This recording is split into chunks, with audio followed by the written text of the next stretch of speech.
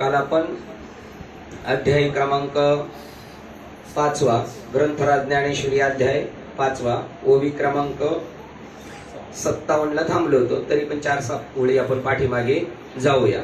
श्लोक क्रमांक 11 त्याच्या अगोदर 50 नंबरचा होता की कसा असतो ज्याला ब्रह्मनामाचा उपदेश झाला, ज्याच्यामध्ये ते ब्रह्मनाम ठसलं, तो संसारात कसा वागतो, व्यवहारामध्ये कसा वागतो, कर्म करत असताना त्याला कशा पद्धतीने वाटचाल करावी लागते, करतो तो सहज. ते प्रमाणे सांगतात, कमळाचे पान जसे पाण्यात असूनही भिजत नाही तसा तो ज्ञानी सर्व कर्मे करतो तरी पण त्याही कर्मबंधनाने आकळला जात नाही.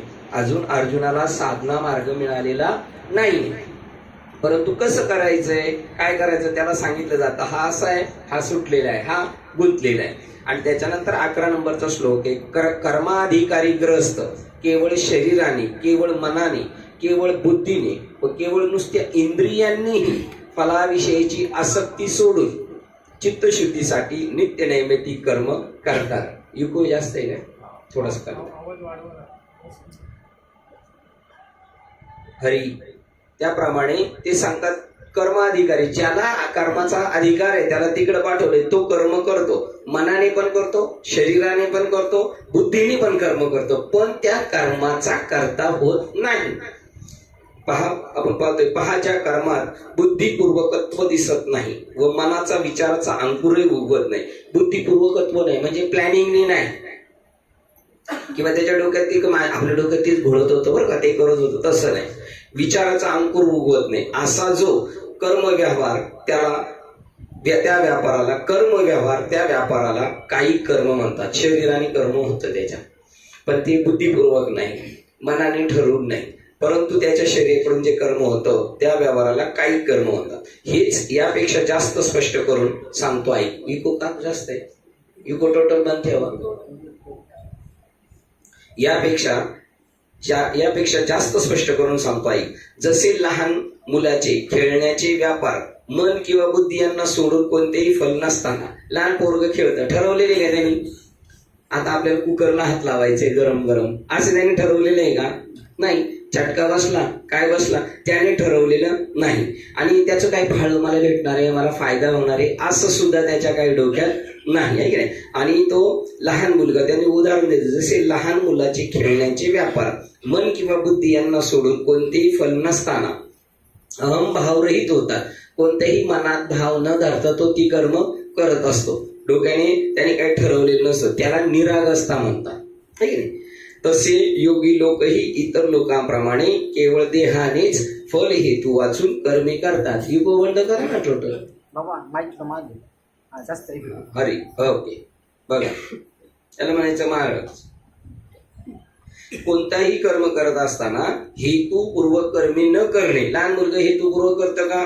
नाही. त्याप्रमाणे त्याचे कर्माचे व्यवहार असतात. कोणाचे? ज्याला महावाक्याचा उपदेश झाला. काय सांगितलं? जेणे भ्रांतीपासून विरतले, गुरुवाक्य मन धुतले, मग आत्मस्वरूपी घातले हरून या. त्या व्यक्तीचं महत्व चाललं, महात्मे सांगतात.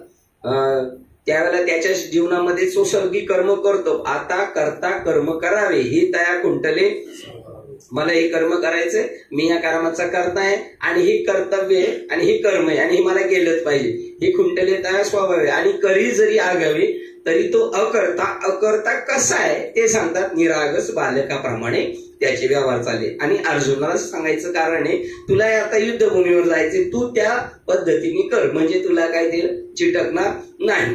आणि जे मन बुद्धीमध्ये चिटकलेले ते मात्र याच्यात गुंतल्याशिवाय राहत नाही. दुसऱ्या अध्याय सांगितलं, जो बुद्धीने मी करतो म्हणतो तो गुंततो, आणि बुद्धी ज्याच्या फीट झाले आपण करते नाही तो सुटला जातो.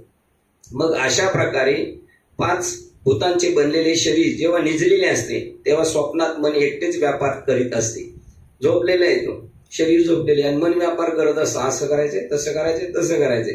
परंतु अर्जुन, हे एक नवल आहे.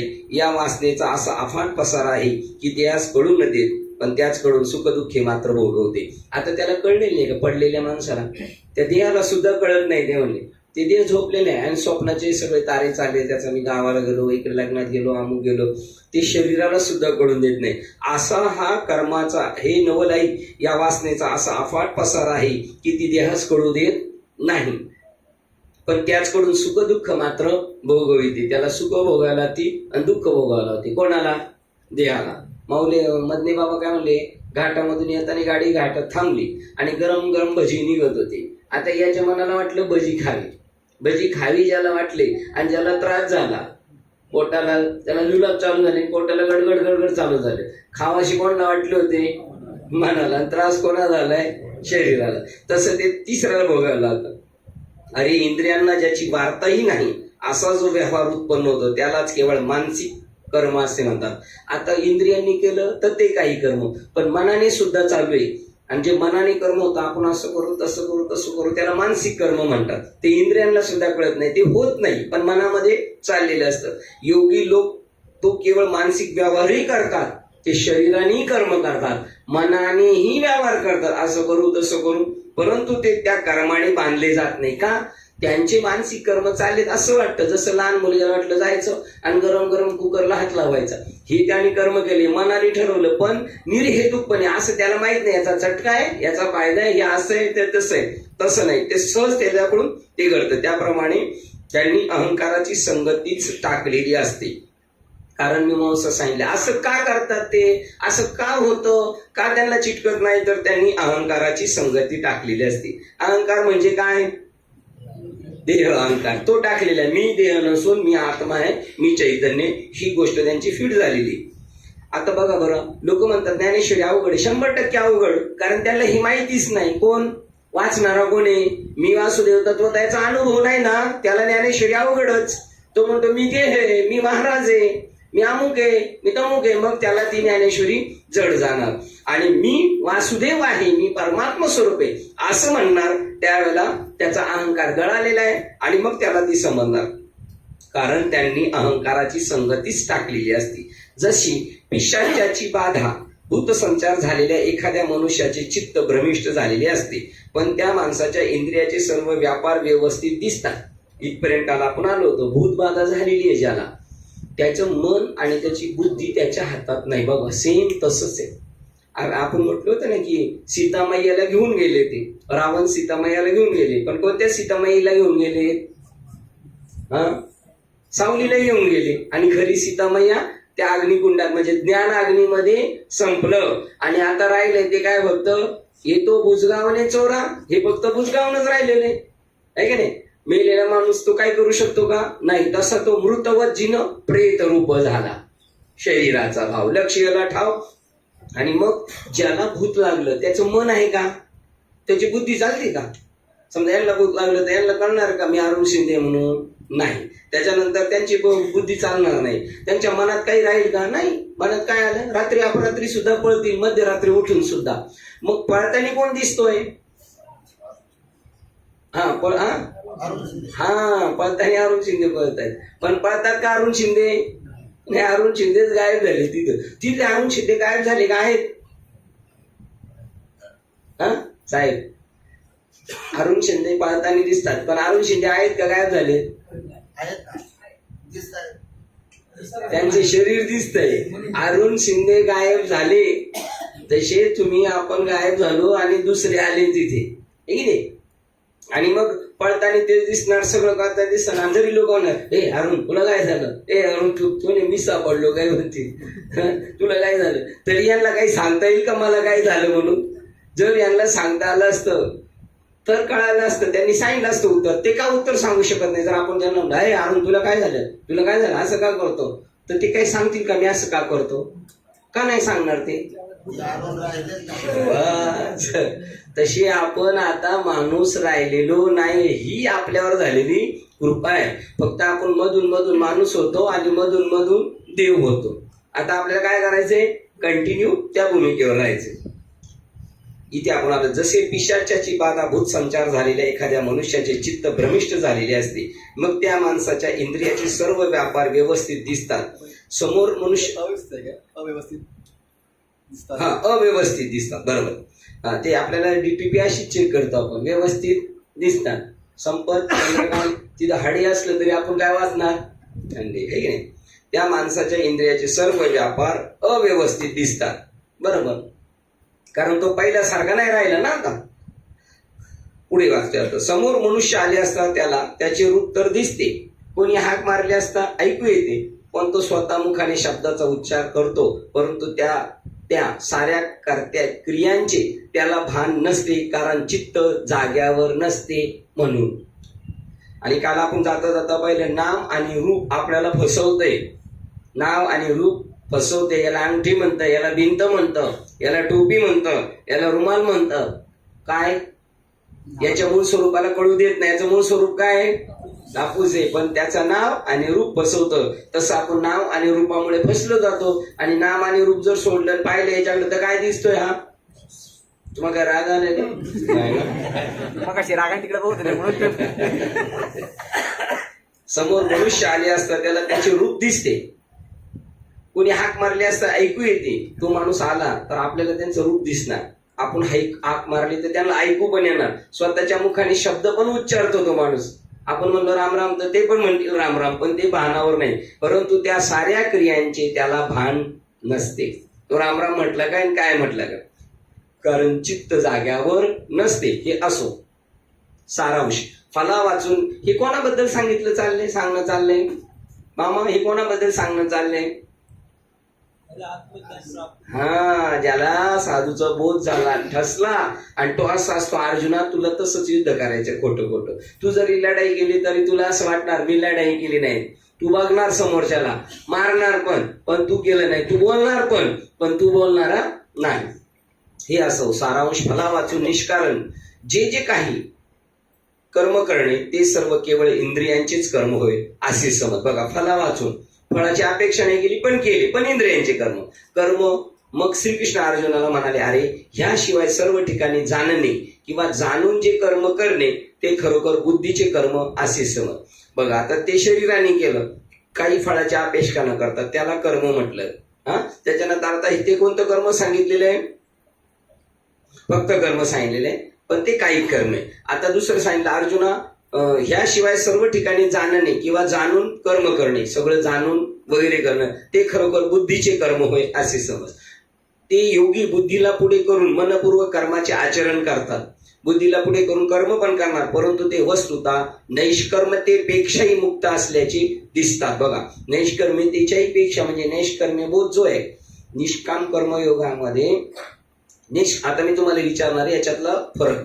योगी बुद्धीला पुढे करून, आणि पहिले मी मान्यवरांना विचारणार आहे, ते योगी बुद्धीला पुढे करून मनपूर्वक कर्माचे आचरण करतात, परंतु ते वस्तुतः नैष्कर्म्यतेपेक्षाही मुक्त असल्याचे दिसतात. का? नैष्कर्म्यतेच्या पेक्षा पुढे असताना दिसतात म्हणजे काय? नैष्कर्म्यतेच्या पुढे कोणती स्टेप आहे?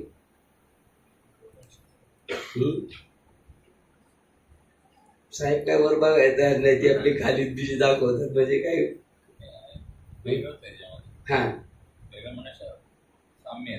हा बोला ना. ते कर्मयोगी बुद्धी पुढे करून मनपूर्वक कर्मे करतात, पण ते नैष्कर्म्य स्थितीला प्राप्त झालेल्या पुरुषांपेक्षाही मुक्त दिसतात. हा, का बरं? मग नैष्कर्म्यतेपेक्षा पुढची कोणची स्टेप आहे? त्यांना कर्म सुरलेले नाही म्हणून ते नैष्कर्म. हा, आणि हे जे आहे त्यांना कर्म करणं भाग आहे अजूनही. नैष्कर्म्यतेच्या पुढची स्टेप कोणती? त्याच्यापुढे मोक्षच झाला. हा,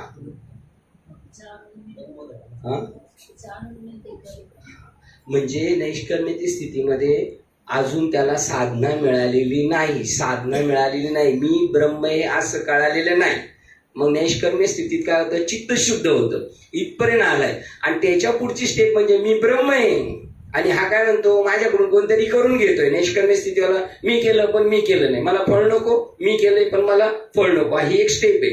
मग आता जेवढी जी ध्यान धारणा करतात इतर लोक, ते नामचिंतन नाही करतात, ध्यानाला बसतात तेव्हा ते काय करतात? फक्त मनालाच आकळवतात. पण मी कोण आहे त्यांना कळालं का त्याच्यातून?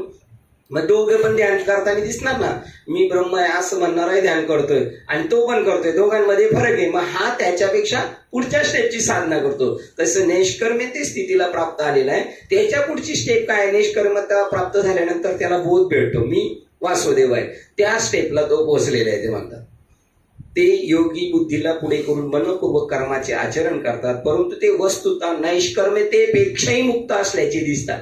नैष्कर्म्यचा मुक्त दिसतो आणि हा मुक्तच असतो, तो स्वतःला देह समजत नाही. जसा कर्मानुष्ठानात अहंभाव नसतो आणि तिथे अहंभाव असतो ना, मी करतो, तसा कर्म सापेक्ष नैष्कर्म्यतेचा अहंभाव नसतो. जो कर्म करणार आहे त्याच्याकडे असतो. आणि नैष्कर्म्यतेपेक्षा नैष्कर्म्यते स्थितीचा आहे त्याच्याकडे अहंभाव नसतो. तर तो देहास अहंभावाचाही समूळ बाद झालेला असतो. हे यातील तात्पर्य आहे. म्हणजे तो स्वतःला कर्मातीत असणारा दोन फरक सांगितले. जो कर्म करतो मी करतो असं म्हणतो, आणि नैष्कर्म्यवाला काय म्हणतो, मी नाही करत. आणि त्याच्या पुढची जी स्टेप आहे, तर मी परब्रह्म स्वरूप आहे. ओळीकडे गेल्यानंतर अजून क्लिअर होईल बघा. ओळ 61 नंबरची काय आहे, जे बुद्धी धुरे करुनी कर्म करिता ती चित्त देऊनी परी ते नैष्कर्म्यापासून मुक्त दिसती. नैष्कर्म्य स्थितीत थोडं तरी त्याला वाटतं आपण कर्म करतोय पण मी करत नाही, मी करत नाही ना, हा मी तरी तिथे शिल्लक आहे. पण याचा आता हा मी नाही. आता कोणता मी? आता मी तत्वता वासुदेव, हा मी संपला. कारण बुद्धीपासून देहापर्यंत कोठेही त्यांना अहंकाराची आठवण सुद्धा होत नाही. आणि याला मात्र मी करत नाही एवढं तरी बोलावं लागते ना. इथं मी करतो किंवा मी करीत नाही याची काहीच आठवण नाही. जसं त्या भूताला लागलेलं तो पळतोय पण त्याला मी पळतोय हे आठवण नाही, आहे की नाही. म्हणून ते कर्मानुष्ठान करीत असले तरी शुद्धच अलिप्तच असतात असे समज. अरे कर्म करणारा मी आहे असा कर्तृत्व अहंकार न ठेवता केलेले जे कर्म तेच नैष्कर्म्य होय. हे गुरुपासून कळणारे मार्मिक तत्व ते जाणतात. ज्ञानेश्वर महाराज म्हणतात. 63 62 एक आपण बघूया. 62 ओळख आहे, जे बुद्धीची एक साठो ठाऊनी देही त्या अहंकाराची सेची नाही म्हणून कर्म करता पायी चोखाळले. आगा कर्तेविन कर्म तेची ते नैष्कर्म्य हे जाणतीच वर्म गुरुगम्य. कर्तेविन कर्म करणारा कोणीच नाही. ते म्हणतात बघा इकडे, अरे कर्म करणारा मी आहे असा कर्तृत्व अहंकार न ठेवता नैष्कर्म्य स्थितीतल्याला हे माहिती ना मी करतोय, आणि जो कर्मच करतोय नैष्कर्म्य नाही त्यालाही माहिती मी करतो, पण तो फळाची अपेक्षा करतो. आणि हा फळाची अपेक्षा करत नाही, माझ्याकडून कोणतरी करून घेतो. आणि त्याच्याही पुढे ते अहंकार असा कर्तृत्व अहंकार ठेवता केलेले कर्म तेच नैष्कर्म्य हे गुरुपासून कळणारे मार्मिक तत्व ते जाणतात. इथे गुरुपासून आलेले काय 60 मध्ये 63 मध्ये गुरुगम्य जे 63 क्रमांकाची ओळख घ्यायची आपल्याला. ज्ञानेश्वर महाराज म्हणतात ज्ञानेश्वर महाराज म्हणतात आता शांत रसात इतकी भरती आली आहे की तो पूर मर्यादा सोडून पात्रातून खाली सांडत आहे. आता बोधाची एक स्टेप आलेली आहे ते म्हणतात. आता या स्टेपला आपल्याला पूर्ण भावाचं टोटल विस्मरण झालेले आहे. आणि आता पुढे आतुरतेने येत आपण, आणि तो ओघ आतमध्ये स्वयं चालू झालेला आहे. ते म्हणतात बा शांत रसात इतकी भरती आली आहे की तो पूर मर्यादा सोडून पात्रातून खाली सांडत आहे. कारण आम्ही आता जे शब्दाने प्रतिपादन करता येणार नाही ते बोललो. जे काय बोलता नाही म्हणजे ब्रह्म जाणलेला कसं असतं, ब्रह्म कसं असतं हे सांगता नाही, पण ते सुद्धा सांगून झालं. हे ऐकण्याचा अधिकारी कोण असे म्हणशील तर ज्याच्या इंद्रियांचे दैन्य इंद्रिय धीनत्व पारणायचे झाले, म्हणजे तो उत्कृष्ट वैराग्य संपन्न आहे, त्यालाच हे तात्विक भाषण ऐकण्याचा अधिकार आहे. मग आता मी तुम्हाला सगळ्यांना एक विचारणार, हे कोणाला ऐकण्याचा अधिकार आहे? पुन्हा एक वाक्य जातो, हे ऐकण्याचा अधिकारी कोण असे म्हणशील तर ज्याचे इंद्रियाचे दैन्य इंद्रिय धीनत्व पारणायचे झाले आहे, म्हणजे जो उत्कृष्ट वैराग्य संपन्न आहे, त्यालाच हे तात्विक भाषण ऐकण्याचा अधिकार आहे. असा जो आहे त्यालाच ऐकण्याचा अधिकार आहे. मग इथं मांडलंय ते इतर लोक पण सगळे ऐकणार आहेत, मग त्यांना नाही का कळत हे गोष्टी? त्यांचा अधिकार नाही का? याचा अधिकारी कोण आहे? ज्याचे इंद्रियचं दिनत्व गेलेलं आहे. अजून काय सांगितलंय? त्याला उत्कृष्ट दर्जाचं वैराग्य झालेले आणि त्यालाच हे तात्विक भाषण ऐकण्याचा अधिकार आहे. मग काहींना आहे काहींना नाही ना, याचा अर्थ झाला काहींना आहे आणि काहींना नाही. मग आता याच्यात मांडले, जर एखादा ऐकत असेल ज्ञानेश्वरी नेली असेल तो वाचत नसेल का? मग त्याला कळत असेल की नाही? मी प्रश्नाच्या उत्तराच्या अगदी जवळ नेऊन गेलेले. हा, आणि बाकीच्यांना करेक्ट. म्हणजे इथं मांडलं तरी सुद्धा त्याला ते कळणार नाही. म्हणून काही लोक म्हणतात आम्हाला समजत नाही याचा अर्थ त्यांचा काय नाही, अधिकार नाही. आणि याच्यात पण 3 टाकलेले आहेत. कोणती गुरुगीता वाचते ना आपण, शिव श्री गुरुगीता, त्याच्यात 168 पासून 4-5 श्लोक असे आहेत का गुरु आहेत. तर काही गुरु असे आहेत की तुम्हाला या जगामध्ये वैराग्य आहे, याच्यात तुम्ही गुंतायचं नाही, हे नश्वर प्रपंच आहे, परमार्थ सार आहे, तिकडे तुमचं लक्ष केंद्रित करा आणि तुम्ही तिकडे उत्तेजित व्हा, असं सांगणारे. ते कोणते गुरु सांगितले? विहित गुरु सांगितले. ते बरे आहेत इतरांपेक्षा, ते आपण पाहतो गावोगावी आहेत अशी की चांगले सांगणारे आहेत. त्याच्यानंतर दुसरा एक स्टेपचा गुरु आहे तो काव्यात कारणाख्या गुरु आहे. तो काय सांगतो, तत्वमसी महावाक्याचं निरूपण करतो, त्याच्यावर उत्कृष्ट प्रवचन करतो, पण वस्तुता त्याची भेट करून देत नाही, पण निरूपण असं करतो हुबेहूब. त्याला काय म्हणलेले, कारणाख्या गुरु. आणि त्याच्या पुढे जो आहे तो तसं सांगून तशी अनुभूती आणून देतो, त्याला सद्गुरू म्हणतात, त्याला परमगुरु म्हणतात आणि त्याला महागुरु म्हणतात. अशा प्रकारचे ज्याला महागुरु भेटलाय त्याला हे कळत, हे आपलं भाग्य आहे, महागुरु आपल्याला भेटले म्हणून. एरवी ते समजू शकत नाही, त्याचा अधिकार नाही. मग ज्ञानेश्वर महाराजांच्या बोलण्यावर संत म्हणतात, अरे हे विषयांतर करणे पुरे कर, कथेचा संबंध सोडू नकोस, कारण तसे करण्यामुळे लोकांच्या संगतीचा बिघाड होईल. बघा आता 66 नंबर. मग ज्ञानेश्वर महाराजांच्या बोलण्यावर संत म्हणतात, अरे हे विषयांतर करणे पुरे कर. आता हे विषयांतर आहे का? हाच तर खरा विषय. कथेचा संबंध सोडू नकोस, कारण तसे करण्यामुळे श्लोकाच्या संगतीचा बिघाड होईल. जे मनाने आकलन करण्यास अवघड व ऊहापोह पूर्वक विचार करूनही बुद्धीला जे सापडत नाही ते आकलनीय तत्व, त्याला म्हणतात तर्काची दिठी न ऊहापोह करून जरी कळत नाही किती त्याच्यात घासघास केली तरी दैवाच्या अनुकूलतेने तुला सांगता आले. 67 क्रमांक. जे मना आकळता कुवाडे घासू सीता बुद्धी नातुडे, ते दैवाचे ने सुरवाडे सांगवले तुझं. जे शब्दातीत स्वभावे ते बोलिलेची जरी फावे, तरी आणखी काय करावे कथा सांगे. जे स्वभावताच शब्द मर्यादेच्या पलीकडे आहे, तर ते जर बोलण्यात सापडले तर मग इतर गोष्टींचे काय प्रयोजन प्रश्नचिन्ह. आता तू अगोदर श्रीकृष्ण अर्जुनाची संवादात्मक कथा सांग. 67 क्रमांकाची ओळ घ्यायची. ऐकणाऱ्याची ही उत्कट. आपला क्रमांक बरोबर आहे ना बाबा?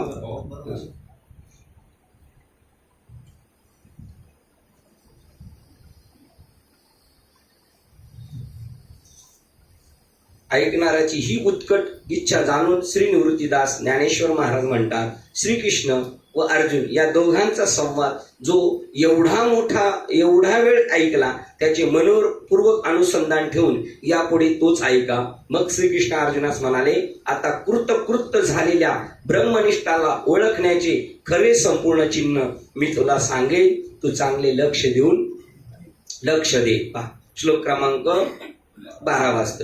ही कर्मे ईश्वरासाठी आहेत. आपली कर्म कोणासाठी आहेत?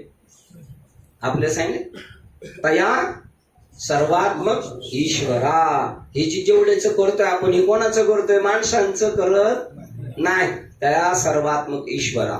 आणि हे हारतुरी घेऊन जातो तसे स्वकर्म कुसुमाचे विराग. ही फुलं आहे आपल्या कर्मरूपी फुलं. पूजा केली अपारा तोषा लागी. त्या परमात्म्याची अशी पूजा केली आणि मग तो प्रसन्न होतो आणि मग ही स्थिती देतो त्याला. साहेबांची ही कर्मे ईश्वरासाठी आहेत, माझ्या फलासाठी नव्हे. बघा ही जेवढी कर्म आहेत ती कोणासाठी? तुमची आपली सगळी कर्म कोणासाठी आहेत? ईश्वरासाठी. माझ्या फलासाठी नव्हे असे समजून मनात शांत असलेला मुमुक्षू, अजून याला सुद्धा बोध झालेले नाही. तसंच अर्थ आहे का साहेब? मुमुक्ष शब्द आलाय का तिथे? श्लोक क्रमांक 12.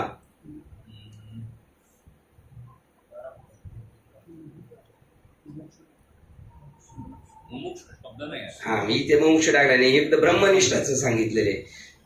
असो श्लोक वाचून त्याच्यात तुम्ही फोड करून बघा, तोपर्यंत मी पुढे वाचतो. ही कर्मे ईश्वरासाठी आहेत, माझ्या फलासाठी नव्हे असे समजून मनात शांत असलेला बस मुमुक्ष नको कर्माच्या फलाला सोडून निष्ठांच्या कर्माने प्राप्त होणाऱ्या मोक्षाख्य शांतीस प्राप्त होतो. पण जो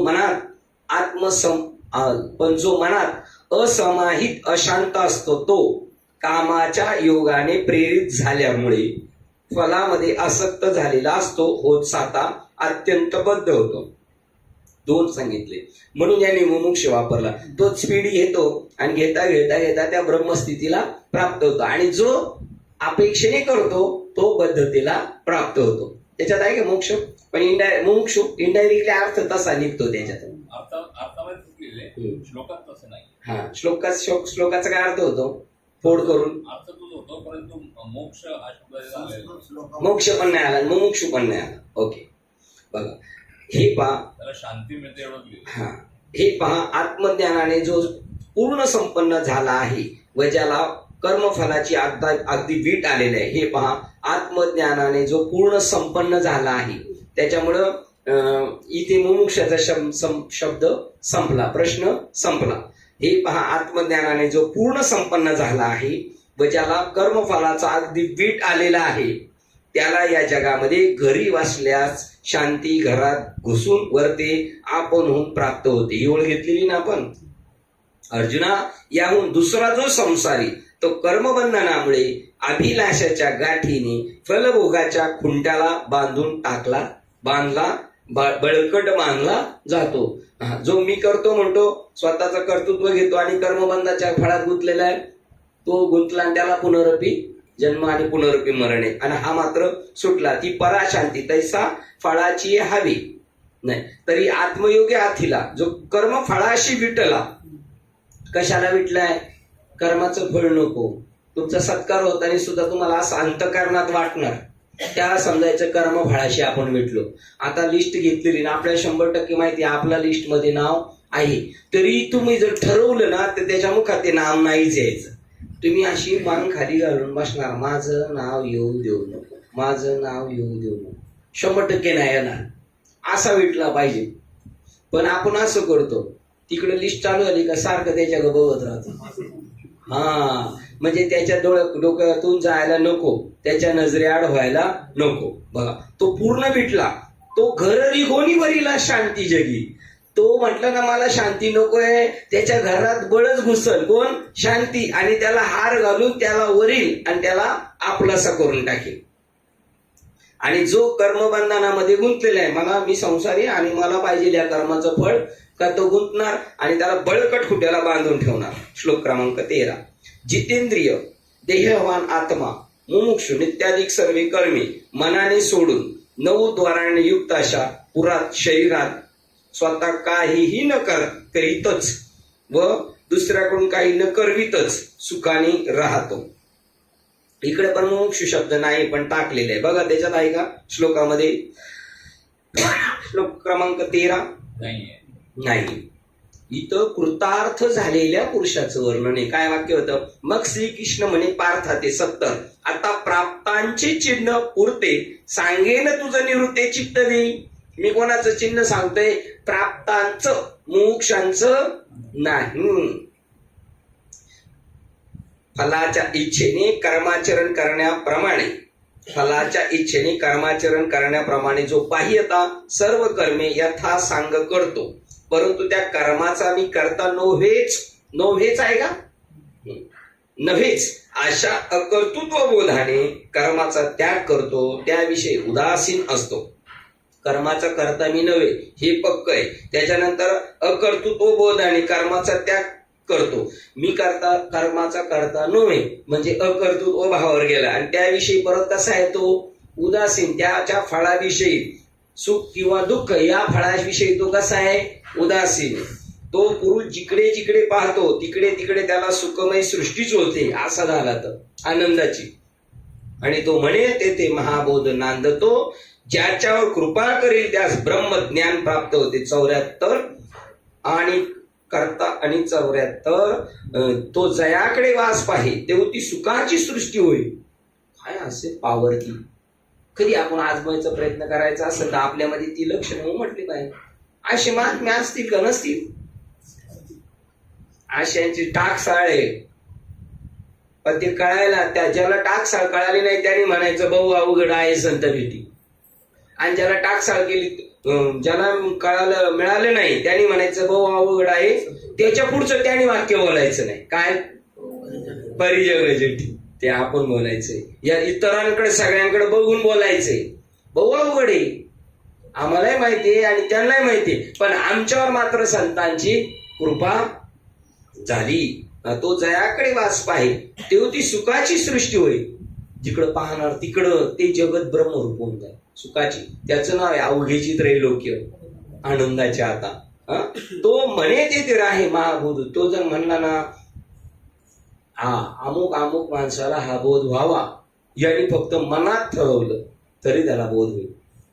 आणि असं होतंय आपल्याला. काय असं नुसतं शब्दांनी झालंय असं नाही. आपण त्यांच्या संगतीत राहून राहून त्यांची आपल्यावर प्रीती जडली, आपण त्यांच्या अंगदी जवळ जाता जाता त्यांना सोडला हा हुशार झाला पाहिजे बरं का, हा हुशार झाला पाहिजे, आणि मग तो हुशार होतोच. नवद्वारे ही देह ही पण ओळ आहे आपल्यामध्ये. तो असुतीची परी नाही, त्या नवद्वाराच्या शरीरामध्ये तो आहेच, पण असुतेची परी नाही. एक तरी ओवी असून सुद्धा नाही. नव द्वाराच्या शरीरात असुतेची परी नाही. करुतीची न करी फलत्यागी. करुतेची करुतुची परी न करी काही. करून परत काही न केलं. फलत्यागी त्या फळाची अपेक्षा न करणार.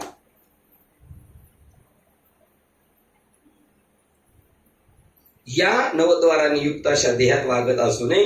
ब्रह्मैक्य बोधाने देह तादात्म्य भ्रांतीचा निराश झाल्यामुळे बघा, ब्रह्मैक्य बोधाने देह तादात्म्य भ्रांतीचा निराश झाला. जशी भुलीचं इंजेक्शन मारल्यानंतर त्याला पूर्ण भूल येते, आणि तो जरी संपला त्याला जरी ऑपरेशन करून हे किडन्या बिडण्या काढून घेतात, तशाच भूल चढलं त्याला काय कळणार? ऑपरेशन चांगलं करतो का वाईट करतो त्याला जाणीव नाही. तसे इकडे भूल चढली आणि देह बुद्धीवर पूर्ण उदास झालेला आहे. तो नसल्यासारखाच आहे, नसल्यासारखाच आहे. न उरोनी ठेला, नसून सुद्धा तो परत आहेच.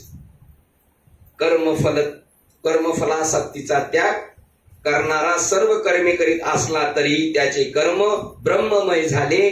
तो तत्वता काहीच करीत नाही. तुमचं कर्म सुद्धा काय झालं?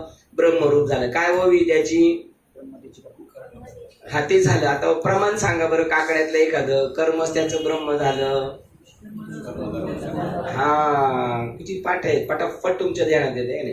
कर्म धर्म त्यांचा झाला नारायण. बरं एवढ्याने थांबले का नाही? का पुढं काय अजून पावर आहे त्यांच्यात? कर्म धर्म त्यांचा झाला त्यांची पावन. त्याचं नाव तो जयाकडे वास पाहे तेव्हा ती सुखाची. तो जिकडं पाहिल तिकडे सुखाची सृष्टी होणार आहे. संपले का? हा. श्लोक क्रमांक 14. आत्मा लोकांचे कर्तृत्व तू अमुक कर असे म्हणून निर्मित नाही.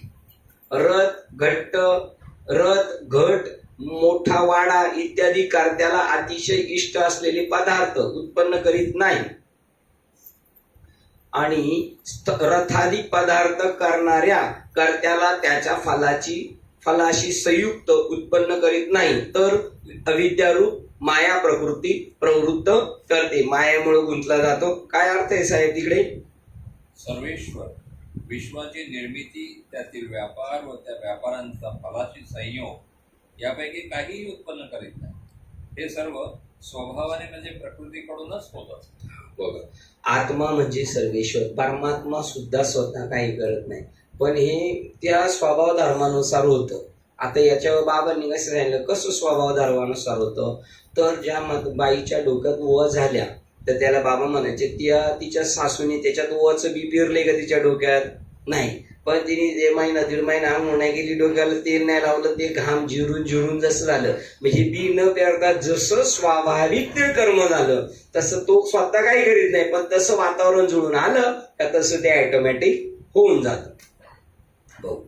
वस्तुतः विचार केला असता सर्व व्यापक परमेश्वर जसा तत्वता अकर्ताच आहे, परंतु तो माया उपाधीचा स्वीकार केला म्हणजे या त्रिभुवनाच्या विस्ताराची रचना करतो, तो काही करीत नाही, पण मायेचा अंगीकार करतो आणि हा हिनकस पद्धतीचा धातू त्याच्या टाकलेला आहे. आणि तो करता आहे असे म्हटले तरी तो कोणत्याही कर्माने लिप्त होत नाही, कारण त्याची उदासीन वृत्ती असल्या कारणाने कोणतेही कर्म त्याला स्पर्श करीत नाही. तो उदासीन, त्याला काय जसं ते कॅशियरचं सांगतात, पैसे देतो, घेतो, ठेवतो, साठवतो, पण तो त्याच्याबद्दल उदासीन आहे. तसं देव सगळे व्यवहार करतो, पण त्याच्याशी कोणत्याही प्रकारचं फळाची आसक्ती नाही. त्याच्या योग निद्रेचा म्हणजे सहज स्वरूप स्थितीचा तर मुळीच भंग होत नाही व त्याच्या अकर्तेपणालाही मुळीच बाधा येत नाही. बघा, तो योग निद्रेमध्ये सहज पोहलेला आहे, जसा भगवान श्रीकृष्ण झोपलेले विष्णू त्याप्रमाणे. आणि अकर्तेपणाला मुळीच बाधा नाहीत, म्हणजे करून सुद्धा तो त्याचा करता होत नाही, म्हणजे अकर्तेपणा मोडत नाही.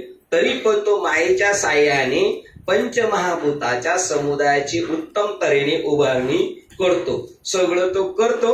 जसं उदाहरण देतात, इथे नाही दिलं, पण ही खोली दीपक बाबांनी बांधली, पण त्यांनी काही केलेलं नाही. त्यांनी घर सुद्धा सोडलं नाही, पुढे सिमेंटच्या विट्याला हात लावला नाही, परंतु रूम मात्र बांधली त्यांनीच. त्या बिगाऱ्यांनी पण बांधलेली नाही. बिगारी काय मनाने काय करू शकतो? सत्ता यांची. तसं याच्या सत्तेने, आणि ते बिगारी म्हणजे माया कर्म करतात, पण याच्या अकर्तेपणा राहत नाही. अकर्तेपणा राहतो आणि करतो तरी पण कर्तृत्व त्याच्याकडं राहत नाही. तत्वता पाहिले तर या जगात प्राणी मात्रांच्या ठाई हा अंतर्यामी रूपाने व्याप्त आहे, परंतु पारमार्थिक दृष्ट्या पाहिले तर हा असंग असल्यामुळे त्याचा केव्हाही कोणाशी संबंध नसतो. ते बसकर पुढे एकमेक आहे तेव्हा माऊलींना द्या ना बाहेर, तुमच्या पायाजवळ बसकर आहे, दोघी तिघींच्या बघावर वाईट तिथंच पुढे. हा ते द्या बरोबर बस. तत्वता पाहिले तर या जगात प्राणी मात्राच्या ठाई हा अंतर्यामी रूपाने व्याप्त आहे, परंतु पारमार्थिक दृष्ट्या पाहिले तर हा असंग असल्यामुळे याचा केव्हाही कोणाशी संबंध नसतो. हा आपल्या हृदयात आहे. आता आपणच आहेत म्हणायचं, पण आपला याच्याशी काही संबंध नाही असं त्यांना सांगायचं. प्राणी मात्र मी यांच्यात आहे, पण मी यांच्याशी संलग्न नाही. बघा, अंतर्यामी रूपाने व्याप्त आहे, परंतु पारमार्थिक दृष्ट्या पाहिले तर हा असंग असल्यामुळे यांचा केव्हाही कोणाशी संबंध नसतो. फार तर काय हे जगत उत्पन्न होते व लयास जाते याचीही त्याला दाद नसते. त्याच्या सत्तेने झाले आणि त्याने निर्माण केलं, सांभाळलं, एंड झाला, याच सुद्धा त्याला काही आठवण नाही. श्लोक क्रमांक 15. सर्वव्यापी आत्मा कोणाचे पाप स्वतः घेत नाही आणि कोणाचे पुण्यही घेत नाहीच. विवेक विज्ञानाला अज्ञानाने आच्छादित केले आहे, त्यामुळे जीव मोहित होतात. बघा, आत्मा कोणाचं पाप घेत नाही, कोणाचं पुण्य घेत नाही, पण विवेक विज्ञानाला अज्ञानाने आच्छादित केले, त्यामुळं जीव काय म्हणतो, मी केलं, आणि त्यामुळे तो मोहाच्या पाठीमागे लागले. त्याच्यावर अज्ञानाचं काय आलेले आवरण आले, त्यामुळे तो स्वतःला काय समजतो, करता. पाप पुण्य सर्व त्याच्या अगदी जवळ आश्रयावर असून तो पाहत नाही.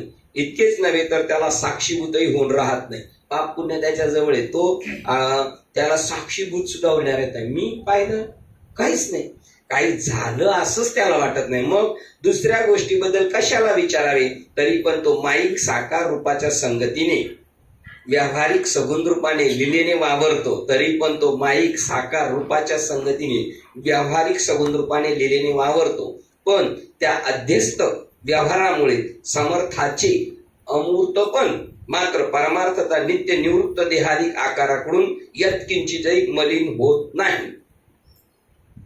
त्याच्यावर कोणती अध्यस्त म्हणजे रशीवर साप म्हणजे अध्यस्त. मग साप जरी असला असा दिसला तरी त्याच्यामध्ये सापपणा उतरत नाही. तसं मायेमुळं साप दिसला म्हणजे अज्ञानामुळे साप दिसला, पण तरी पण रशीवर साप झाला का? नाही, पण वावरताना मात्र दिसतो. तसा त्याच्याकडे कोणत्याही प्रकारचा यत्किंचितही मलिन होत नाही.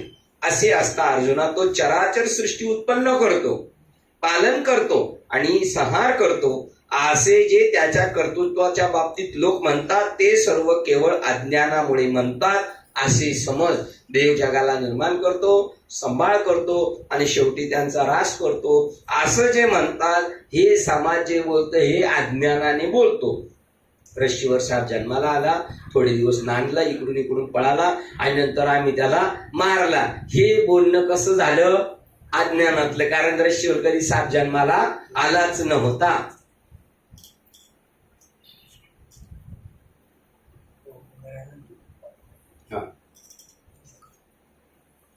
तो सृजी पाळी संवारी ऐसे बोलते जी चराचरी, ते अज्ञान गावधारी पंढरकुमारा. ते अज्ञान आहे आणि तू आता ते ऐक. लोक म्हणतात ते अज्ञान. तो जगाला निर्माण करतो, सांभाळतो आणि मारतो, हे अज्ञान.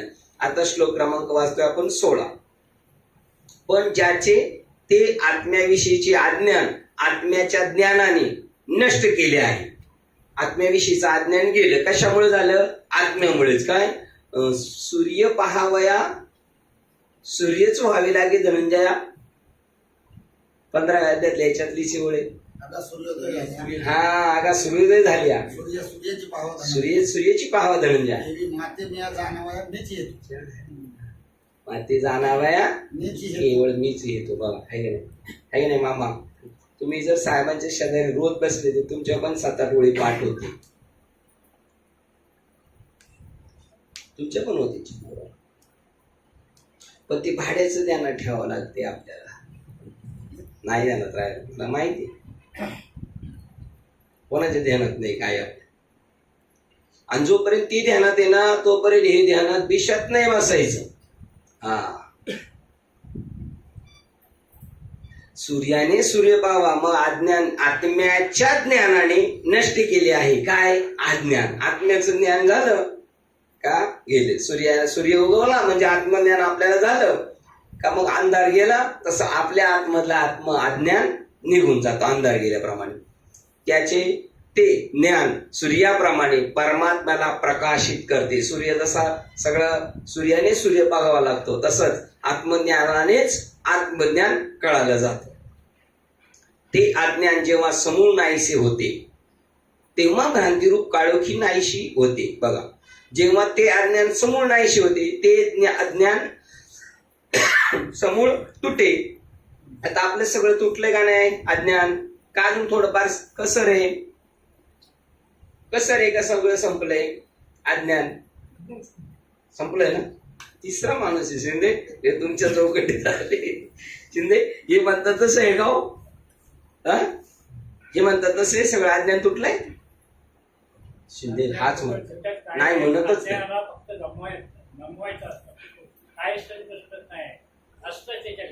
मामी. मामी कुठे जाईल? मामी मामी आहे का? अज्ञान आहे मामी. सगळं अज्ञान संपलं का आहे अजून? आता कुठं आराव ठेवायला पाहिजे ना. तिकडं आवलाव ठेवलं म्हणजे हो ना. थोडी कसर आहे. ही वाक्य बरोबर. कसर आपल्यालाच हे असं थोडी. सिनियरला बी म्हणते कशा टेन्शन घ्यायचं आपल्याला. सिनियरला आहे का कसर? सिनियरला बऱ्यापैकी कसर वाटते. उलट मी तर म्हणत ज्युनियर पेक्षा सिनियरला जास्त कसर आहे. त्याला असा दंडाना जाळ लावला पाहिजे चांगल्या, आहे का नाही? आणि तो पण असा कडक लाकडाचा निवार जाळ पाहिजे. सिनियरला जास्त कसर आहे. खरं का? शिंदेला एक टॅलेंट म्हणून ते बिलकुल स्वीकारायला तयार नाही. अज्ञान आहे असं स्वीकारत नाही. काय ना कधी पण त्याला बघा नाहीच म्हणणार. मग ते तुमच्या शेजारी आहेत म्हणून. आता शंकर बाबा मामी म्हणले तसंच आहे का नाही आपलं?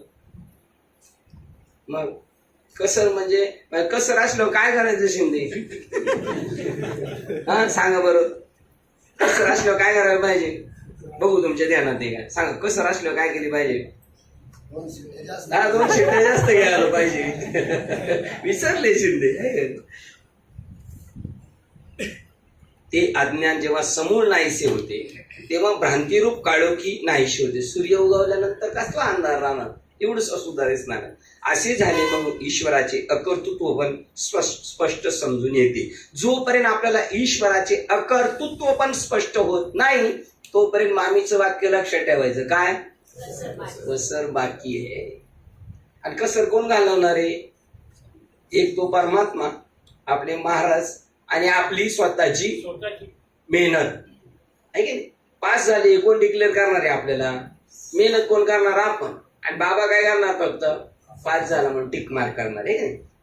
मग ती कसं अकर्तृत्व पण स्पष्ट समजून येते, असं आपल्याला समजून आलं पाहिजे. एकतरी ओवी अनुभवावी, अशा प्रकारे आणि तुम्हाला सांगतो, जेव्हा आपण अकर्तृत्वपणाने काम करतो ना, अकर्तृत्वपणाने, तेव्हा त्याचा कोणताही रिप्लाय चांगला किंवा वाईट येत नाही. आम्ही जागलो अग्नी रूप, पाप पण नाही लागणार आणि पुण्य पण नाही. आणि असं झालं तर जन्माला नाही येणार. पाप झालं तर नरकाला जाणार, पुण्य झालं तर स्वर्गाला जाणार, आणि दोन्ही सारखे झाले तर पुन्हा मृत्यू लोकात येणार. आणि जर सगळं जळून राग झालं तर मग येऊ शकत नाही. आणि हे चालत आहे माझं कळू येते आपल्याला, चालताना स्वतःच आपल्याला कळणार. फक्त आपल्याकडे एक श्रद्धा पाहिजे आणि अजून थोडी काय पाहिजे, सबुरी पाहिजे. थोडा काळ जाऊन द्यायला, मग ते सगळं क्लिअर होतं. बोला. म्हणून तया पारता स्वर्ग नरक अवस्था, स्वर्ग संसार नरक अवस्था, आत्मसुख सर्वता द्रष्ट नाही, दृष्ट नाही, ते दिसू शकत नाही. त्याला एवढं चिमुटभर सुद्धा दिसू शकत नाही. अशा प्रकारे ईश्वर हा जसा अकर्ता आहे. आता पहिला अकर्ता कोणाला पकडायचं, ईश्वर अकर्ता आहे. आणि बाबांनी सांगितलं तोच तू आहेस, मग मी कसा असणार, मी पण अकर्ता असणार. अशा प्रकारे ईश्वर हा जसा अकर्ता आहे तसा मी अकर्ता आहे. या ओवीची अपेक्षाच नाही करायची, किती सप्ते करा, दुसरं काय आहेच नाही तर कसं काय इथपर्यंत येणार. राबवत राहायचं. एक मला चांगलं भागवत मधलं आठवलं, पण हे म्हणले ते बोलायचं नाही. किती तुम्ही मेहनत करा, काहीच नाही. जसं गावठी शब्द आपल्याला सांगितला तर कात्या जोडून कधी, याचा अर्थ शब्दाच्या चावट्या करणे, मग ते ग्रंथातले असू, वेदातले असू, ज्ञानेश्वरीत असू, भागवतातले, तर काथ्या त्याच्यातून काय निघणार नाही, रेशीम. कारण तुमची दृष्टी त्याचे हे शब्दच आहेत. आणि ज्या वेळेला त्याच्याशी संबंध जोडेल, अशा प्रकारे ईश्वर जसा आकर्ता आहे तसा मी आकर्ता आहे. असे जर चित्तात पटेल माहितीये ना दुकान असे जर चित्तात पटेल तर तो व मी पूर्वीपासून एकच आहोत हे सहज सिद्ध होते. असे जर चित्तात पटेल तर भगवान म्हणतात तो आणि मी पूर्वीपासून एकच आहे. असं कसं पटेल, सहज पटेल. जास्त आकंठ तांडव करायची गरज पडणार नाही. तेव्हा अर्थात मीही अकर्ता आहे हे आपोआप सिद्ध झाले. आता बघा इकडे कशी गंमत आहे. जर तुम्ही चांगली कामं करत गेले ना तर त्याचा एक भोग येतो आपल्याला. आणि जर आपल्याकडून काही थोडस गैर होत गेलं तरी आपल्याला गुंतवते. आणि चांगलं करत गेलं ना, मी चांगलं करतो कीर्तन, चांगलं करतो, मी चांगलं प्रवचन करतो, मी चांगलं वाजवतो, मी चांगलं गातो, तेव्हा तो देवापासून बाजूला जातो का देवाच्या जवळ जातो. शब्दास म्हणजे चांगलं कीर्तन करतो, चांगलं वाजवतो, चांगलं प्रवचन करतो, तरी म्हणता देवापासून बाजूला जातो. कसा, हा आता बरोबर माझे, आता तुम्हाला पण आत्मज्ञान झालं. जे देवाचं करून सुद्धा मी त्याचा मी जायच्या ऐवजी मी काय करायला लागला अजून. एक वाईट काम केलं तो एक मी गुंतवतो आणि मी चांगले गेलं हाही गुंतवतो. तैसा चित्ती आणते ठाव जीवे सकळ शास्त्राचा सराव. ऐसे कोटी जन्म जाईल तरी माते न ती तो मला प्राप्त होऊ शकणे. पट्ट्याधिक ग्रंथ काथ्याच कुट केली असं होईल. हो तुम्ही ज्ञानेश्वरीला असं म्हणता काथ्या कुट, अरे ज्ञानेश्वरीच अशी म्हणते का मरकटे नारळ तोडी येले. काय बोल का मरकटे नारळ तोडीले, तो वेगळ्या आशूच्या मंत्र दिले का कुमारिके हाती दिले शस्त्र, त्याच्यातलेच आहे. का मरकटे नारळ तोडले का कुमारिके हाती शस्त्र दिले, त्यात नाही ना, ते वेगळं.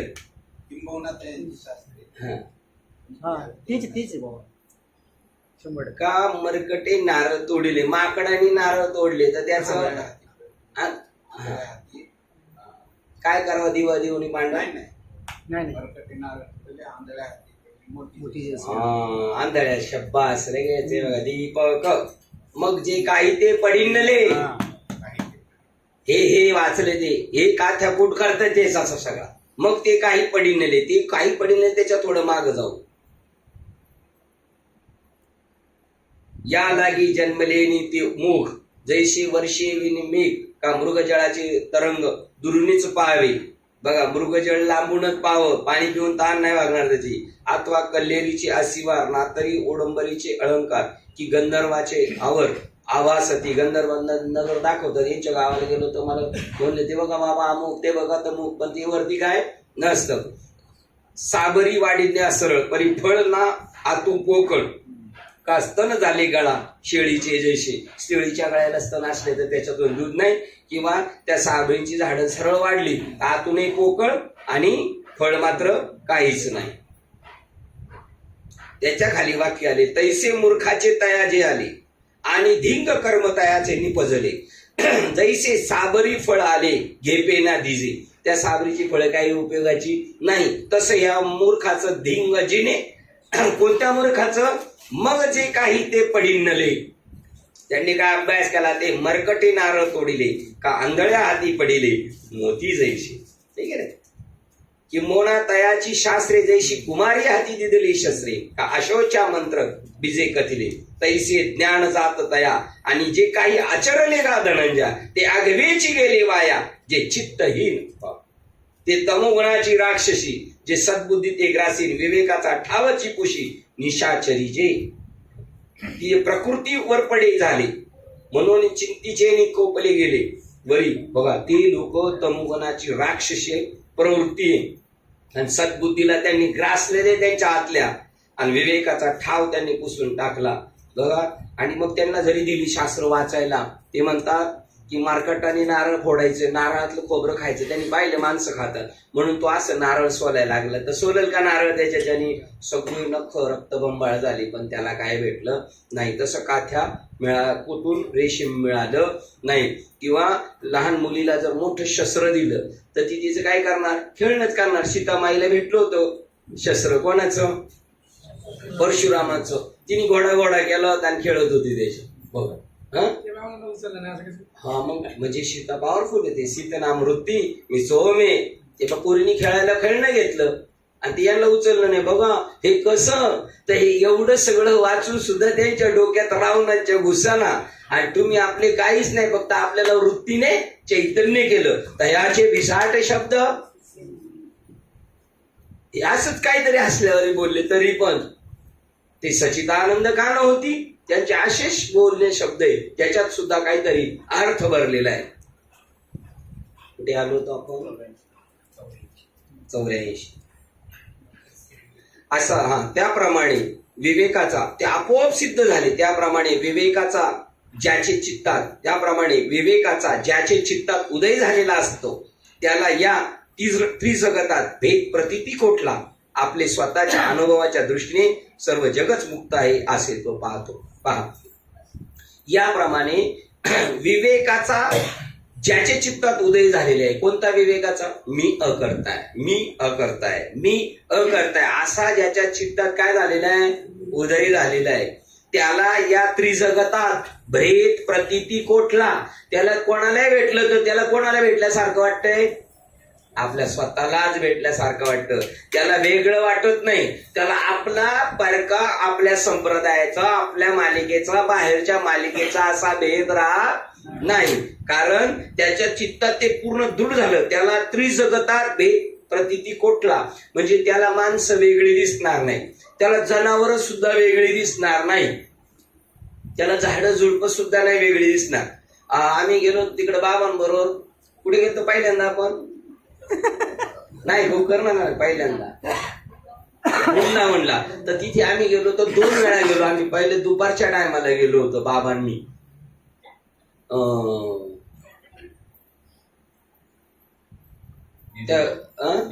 निधिवन मध्ये गेलो. तर ती झाडं होती, ती एवढीच अशी बुटकी झाडं होती, जास्त उंच पण नव्हती. आणि त्या रात्रीच्या आहेत ना, त्या सगळ्या गवळणी तयार होतात तिथं. आणि मेन राधा राणीचं मंदिर आहे, त्या पण येतात. शृंगार मंदिर आहे राधा राणीचं, ते येणार. आणि तिथं त्यांच्याबरोबर भगवान कृष्णाबरोबर ते पूर्ण ती रात्र आनंदामध्ये असणार. ते सगळे, त्या सगळे झाडे आहेत ना, ती सगळं काय होणार, गवळणी होणार. आणि मग तिथं बाजूनी बिल्डिंग आहे, ते लोकांना एवढी दहशत येते, बिल्डिंगचे दरवाजे सुद्धा उठत नाही. ते म्हणतात पाहिलं का नजर जाणारा, आंधळ होतं माणूस. आणि मग आम्ही गेलो ना, तर बाबांनी त्या झाडांना शाही म्हणून दिली. त्यांना ती झाडं नाही वाटली. कोण वाटलं त्यांना? हा, त्याला ते वाटलं. त्या म्हणतात तया भेद कैसा त्रिजगती, त्याला जगात वेगळा माणूस दिसणार. तुम्ही बघा बरं, तुम्ही गाडीत एंट्री मारा बरं, एसटी मध्ये घुसा, तो कंडक्टर तुमच्याकडे बारकाईने बसून बघणार आणि तुम्हाला चांगलीच पद्धतीची सर्व्हिस देणार. बसायला तिथं जा, बसायला जा, तिकीट काढताना एक वेगळीच. तुम्ही कोणत्याही गाडीत घुसा, तुम्ही ट्रेन मध्ये जरी गेले, बसा ना. का बरं? तुमच्याकडे भेद नसल्यामुळे त्याच्याकडे भेद राहत नाही. 84 ना. त्याप्रमाणे विवेकाचा ज्याच्या चित्तात उदय झालेला आहे त्याला या त्रिजगात भेद म्हणजे प्रतीती कुठला? ते आपले स्वतःच्या अनुभवाच्या दृष्टीने सर्व जग मुक्त आहे असे तो पाहतो. सगळ्या जगाला कसा पाहतो? आपल्यासारखाच समजतो तो. आपण मुक्त, तो मुक्त. कसा तर हा मुक्त झाला, तो कसा काय मुक्त झाला? कसा तर पूर्व दिशेच्या घरी सूर्य उगवताच प्रकाशाचा दिवाळीचा सण सुरू होतो. आता पूर्वेला जर सूर्य उगवला तर पश्चिमेला आणि कोणत्या आग्नेय वगैरे तिकडं प्रकाश राहणार का? राहणार, सगळीकडे राहणार. हा, त्याप्रमाणे त्याला स्वतःला उजाडल्याबरोबर तो जगाला सुद्धा काय पाहतो? सगळ्यांचा मुक्त दशा पाहतो. असा कसा तर पूर्व दिशेच्या घरी सूर्य उगवताच प्रकाशाचा म्हणजे दिवाळीचा सण सुरू होतो. त्यामुळे त्याच वेळेस दुसऱ्याही इतर दिशांना अंधार नाहीसा होतो. म्हणजे ज्याच्या अंतःकरण वृत्तीत जीव ब्रह्म ऐक्याचा उदय झाला, पण त्याची परिणिती मात्र सर्वत्र जगत ब्रह्मरूप आहे अशा अपार बोध सागरात होती. वाक्य बघा किती जबरदस्त. ही साखरे बाबांचं एक विशेष कंसात बघा. मग म्हणजे ज्याच्या अंतःकरण वृत्तीत जीव ब्रह्म ऐक्य ज्ञानाचा उदय झाला, तर त्याची परिणिती मात्र सर्व जगत ब्रह्मरूप आहे अशा अपार बोध सागरात होते. काय वाक्य आहे शेवटचं तिकडचं? 86 नंबर. एकच वाक्य. ज्याप्रमाणे पूर्व दिशेच्या राजवाड्यात सूर्योदय रूपी दिवाळी झाली असता, त्याच वेळेला दुसऱ्याही दिशांमधील काळ नाहीसा होतो. एवढंच. हे बघा एक टप्पावर आहे यांचा. हे तो दृष्टांताचाच त्यांनी अर्थ सांगितला. इथे सिद्धांत पण सांगितला त्यांनी की अंतःकरण वृत्ती जीव ब्रह्म ऐक्याने झालं की सगळीकडं त्याला जगत ब्रह्मरूप दिसतं. जगामध्ये हे आपलं अनुभवाचं आहे का अजून थोडी कसर आहे? एक नंबर. तुमचं काय म्हणणं आहे? अनुभवाचं आहे का कसर आहे? काही सगळं जगत ब्रह्म दिसतंय ना. समोरच्या माणसाने शिव्या दिली, आई माई काढली, मग काय कोण काढतंय? आई माई काढायचं देवच काढतो माणूस. मामी कुठे गेले? मामी हा कसर आहे तू अजून बोललेलं कळतंय होय. परदेशी बाबा थोडी कसर आहे ना. आपण म्हणू शकतो जगामध्ये ब्रह्म दिसे उघडे. हा बोलू शकतो दीपक म्हणतो. काय शंकर बाबा, जगामध्ये ब्रह्म दिसे उघडे, सगळं परमात्मा दिसतंय जगत. हा काय तो महाराज आपल्या आडवा बोलतोय सारखा. कस काय उजाडणार? तो जर आला ना तुम्ही त्याच्याशी असंच बोलले पाहिजे त्या महाराजांशी सुद्धा. जे महाराज तुमच्या विरुद्ध बोलतात ते महाराज नाही. भगवंत तुमची परीक्षा होत, तुम्हाला बोल किती ठसलाय असा चिमटा काढून बघतोय. हा त्याला ठसलंय का नाही, मी कोण बोलतोय? तर म्हणायचं देवा ओळखलं, बसा ना बसा. चहा वगैरे घेणार का नाही? थोडं तुझा चहा तू पी. काय हरकत, एवढं कशाला रागवता? बसा बसा. पिल का नाही चहा? तो येऊनच जाणार तो. कारण तो परीक्षेला पास झाला बेट्या, पास झाला परीक्षेला जा. खरे का नाही साहेब? आपल्याला पण तसंच वाटलं पाहिजे. नुसतं ऐकायचं ह्या कानाने त्या कानाने सोडून नाही द्यायचं. श्लोक क्रमांक 17 वाजते. परमार्थता तत्वामध्येच ज्याची बुद्धी आहे. बघा, परमार्थता तत्वामध्ये ज्याची बुद्धी आहे, जे तद्रूप झालेले आहे. तद्रूप म्हणजे काय? तुमचं रूप सुद्धा कसं दिसणार? तिन्ही चारही मुक्ती कशा आपण अनुभवणार? स्वरूपता, समीपता, सलोकता आणि सायुज्यता. हे चारही मुक्ती आपल्यामध्ये. आपल्याला वाटतं ना आपल्या आवडीचा माणूस भेटू द्या बरं तर समजा आता मधले भाव भेटू द्या, कसं वाटतंय आपल्याला? आपण त्यांचं काय पाहतोय का? घर दार जात धर्म पंथ वगैरे ज्ञान सुद्धा नाही पाहत. आता तुमच्या इकडे आले, एकदा कुठं आले होते, दमले होते बाबा, आज नाही झालं बरोबर बाबा, आम्हाला बरोबरच काय राहिलं नाही, आता नाही भाऊ थकल्या नाही झाले, असं जरा नाही वाटत कधी कधी. त्याचं काय संबंध राहिले आपला? हा झालं, आता संपलं, आपले विषय संपला, आवड निवड आपली आता संपली. परमार्थामध्ये तत्वता ज्याची बुद्धी आहे ते तद्रूप झालेले आहेत. कसे रूप झालेले आहेत? महावाक्याशी रूपाने एक झालेले, तद्रूप झालेले आहेत. त्यातच ज्यांची निष्ठा आहे, आपली कशावर पूर्ण धारणा पाहिजे? बस एक नाम तारी, बस त्या देवावर तारी अथवा मारी, तुझं वाटे ते आता घरी आनंदा, मी मात्र तुला सोडणार नाही. ज्याची निष्ठा आहे ते तत्व हीच ज्याची परागती आहे. बस माझा शेवट जर होणार आहे तर इथेच होणार आहे, याच्याशिवाय मला आता पर्याय नाही. ते ज्ञानाने त्यांचे पाप पार नाहीसे झाले आहे. बघा, ज्ञानाने पाप नाहीसे झाले, पार नाहीसे झालेले. ज्ञानाने कोणते पाप नाहीसे झालेले आहे? मी फसवतो तुम्हाला आता. नाम संकीर्तन वैष्णवांची जोडी, जळतील पापे जन्मांतरीची. आता तुकाराम फसवता येत का? नाही, पण मी फसवतो. त्यांचे सर्व पाप नाहीसे झाले असे होत साधे. ज्ञानाने त्यांचे सर्व पाप नाहीसे झाले आहे. ज्ञानाने कोणते पाप नाहीसे झालेले आहे? हा, आता परदेशी बाबा आले वर्गात, आहे की नाही? मी देव आहे हेच मोठं पाप आहे सगळ्यात. आणि ते पाप गेलं का ती छोटे मोठे फांद्या बोराटीच्या काट्या बिट्या, ते पाप एकदा मुळा सगळं झाड उपटून टाकलं का त्याच्या समोरच गेलं. ते त्याला स्पेशल मारावं लागेल का नाही? आता बोराटीचं झाड उपटून काढलं का त्याचे जे काट्या वगैरे त्या सालून बाजूला फांदरून तोडून काढल्या पाहिजे, तरच ते मरतील का नाही मामा? हा, पण लगे दिसतात त्याचे हिरव्यागार उपाटल्या तरी थोड्या दिवसांनी सुकणारच आहेत त्या. का स्पेशल तोडावं लागेल परत त्यांना? बस ते तेव्हाच मेल्या. तसंच आहे. मग मुख्य काय आहे? मी देह म्हणता गोट्टी ब्रह्महत्या येऊन पाठी थापटती. आता दासबोधातली ओळ सांगा बरं. हा, मी देह वाटे जाणारा तो जाणावा आत्महत्यारा. हे सर्वात मोठं पाप आहे. अर्जुनाचं मुख्य पाप हे घालवलं. अर्जुन पण स्वतःला समजतो अशी काय ओढ आहे का कधी? त्यालाच पाप म्हणतात. असं मी अर्जुन आहे असं समजणं हेच. चला अर्जुना या देहाचे बांधवडी न पडीचे वगैरे अशा पद्धतीचं बघा भेटलं. एक अर्जुन हा ऐसा देही वाया म्हणून या कौरवाती यश होतो आपलं म्हणतो. हा, चालतंय. मी यांना मारल्यावर मला पाप लागेल आणि स्वतःला मी देह समजतो, आणि यांना अर्जुन समजतो. यांना मारल्यावर पाप लागेल, यांना मारल्यावर नाही पाप लागत, अगोदरच लागतंय पाप. कसं?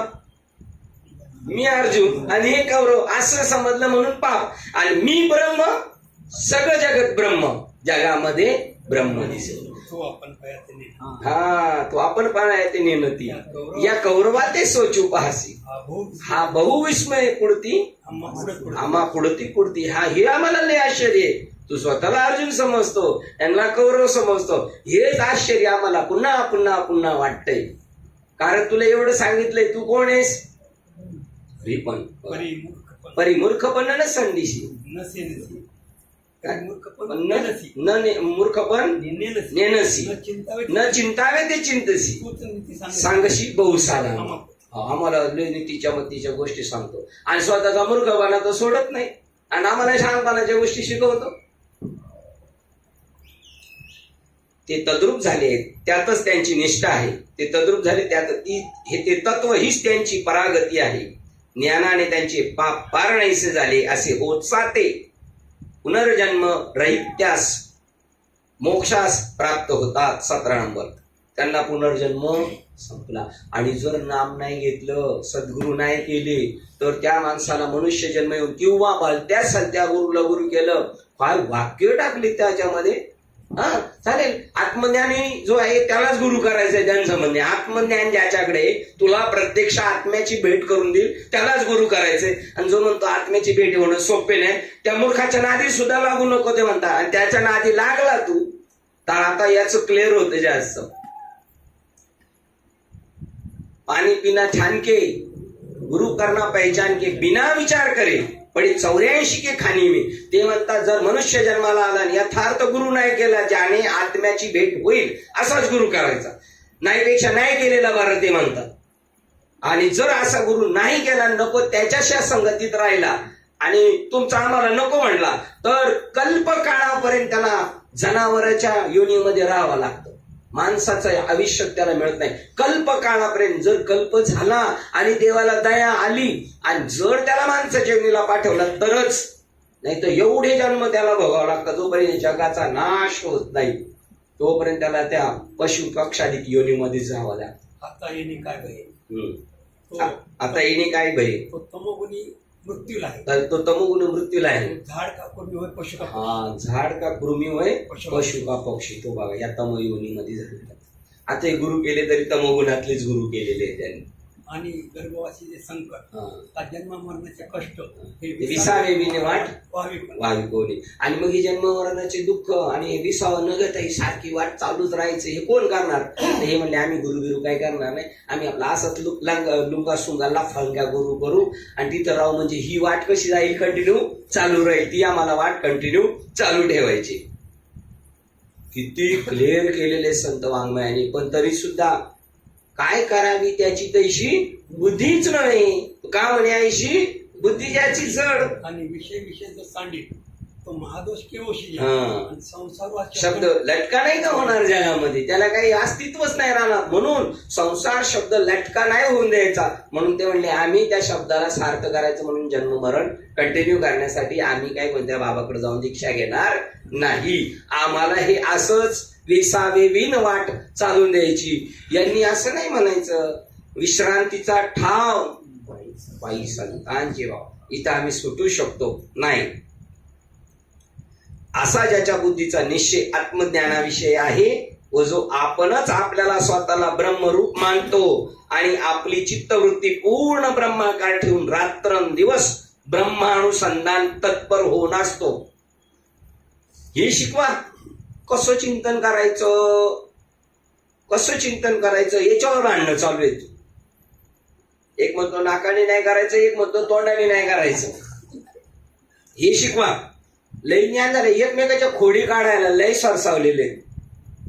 पक्क नाही करणार. असे करा ना बिलिंदर तुम्ही तयार, तर त्यांच्याकडे बघून तेच वेळे करतील. तोंडाच्या गप्पा आता बंद केल्या पाहिजे. ते काय म्हणतात बुद्धी निश्चय.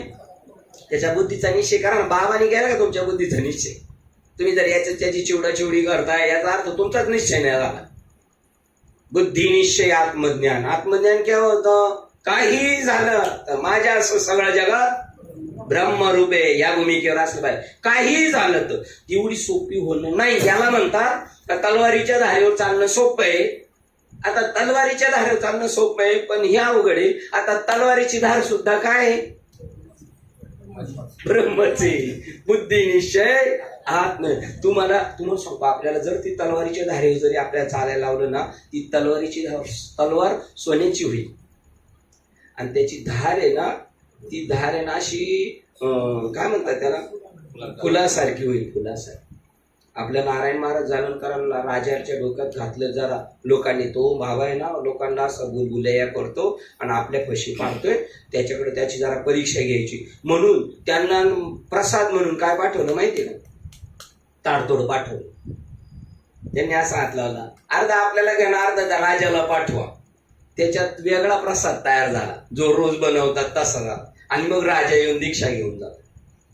तुमचा निश्चय आहे ना ते करायला लागेल. असं अर्जुन देवाने असा हात पकडला, कोणी बुद्धानी तुकाराम महाराजांचा. आणि ते म्हणले देवा तुला हे रूप घेता येतं का? लगेच चेंज. पण आपलं काय पाहिजे? बुद्धीचा निश्चय पाहिजे. बुद्धी निश्चय आत्मज्ञान. मग ब्रह्मभावी आपण सगळं जगत ब्रह्मरूपे अशी त्याची इच्छा होती. आत्मज्ञानाची इच्छा तो आपणच आपल्याला स्वतःला ब्रह्मरूप मानतो आणि ब्रह्मनिष्ठ राखे पूर्ण तत्परायण अहर्निशी. रात्री झोपल्यावर सुद्धा 4 घरात मोबाईल आहे आणि रिंगटोन एकाचाच फोन आला तर चौघे जागे होतात नाही का. ज्याची रिंग वाजली त्याच्या डोक्यात पूर्ण फीड झालेली आहे. ही रिंगटोन कोणाची आहे? आपली. तिसरे नाही उठत, तोच उठतो. हा त्याच्या बुद्धीचा निश्चय झाला ही रिंगटोन कोणाची आहे? आपली आहे. तसं ही त्याच्या डोक्यात फीड झालं पाहिजे झोपेत सुद्धा मी ब्रह्म आहे. त्याचं नाव पांडुरंग ध्यानी. हा तुको वरायला जेव्हा नवीन 9 शिक्के असताना बोध झाला ना तर जे मनी वसे तेच स्वप्ने दिसे मी ब्रह्म आहे, मी ब्रह्म आहे. बाबा म्हणले मी ब्रह्म आहे, मी ब्रह्म आहे. झोपत सुद्धा मी ब्रह्म आहे, मी ब्रह्म आहे. असं झालं पाहिजे. तुम्हाला माहिती का आपली पोरं कधी कधी हसतात, रात्रीचे रडतात, झोपेत रडतात की नाही?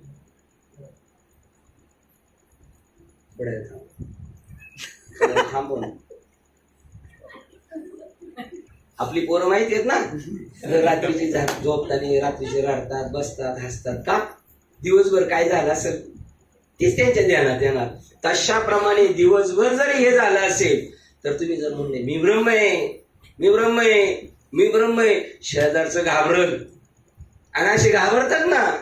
एक माणसाला असंच झालं, एकाची अवस्था नाही झाली त्याला त्याचे मानसिक शरीरातले काय असतात ते हार्मोन्स काही कमी झाले वगैरे तो लागला वेड्यावानी करायला. तर मला बोलवलं होतं त्यांच्या घरी. तर त्यांना शेजारी त्यांच्या देवऋषी राहतो तिथं नेऊन बसवलं होतं. मला माहितीच नाही यांचं घर कोणतं आहे. मला घेऊन गेले, मला म्हटलं हेच त्यांचं घर आहे. मग त्यांच्या बाजूच्या घरात घेऊन गेले. मग मी त्यांना म्हणून तो माणूस तिला असं झाडून मारायचा, बोल कोण तू आहे, बोल कोण तू आहे. ते कशा काय बोलते. मग मी घरी आले म्हणून लाव तुम्ही ब्रह्म कशा डोक्यात काय घेता, तुम्ही ब्रह्म आहे. मग तिने तेच डोक्यात लावून धरलं काय मी ब्रह्म आहे, मी ब्रह्म आहे, मी ब्रह्म आहे. आणि ते आपल्या एका रिक्षावाल्या मित्राला भेटलं, त्यांना वाटलं मी ब्रह्म आहे, मी ब्रह्म आहे. ते म्हणले हिला पूर्ण ठसलेलं आहे आणि हिला प्रबोध नाही दिला म्हणून हे असं करते. अरे बापरे, आपण दिले जान जीव ओतलेल्या याच्यात तरी अजून असं नाही. कोणी विचारलं मी कोण आहे, यांना मी काल विचारलं कोण बोलतंय, तुमचं नाव लिहायचंय लिस्टला. ते म्हणतात माझं नाव ब्रह्म आहे. मी म्हणलं लिस्टला नाव लिहायचंय ते टाका. असं होतं का आपल्याला? आपले पक्क लगेच ध्यानात येते की नाही. फिट झालं पाहिजे मी ब्रह्म आहे असं फिट झालं पाहिजे. ते म्हणतात अहर्निशी.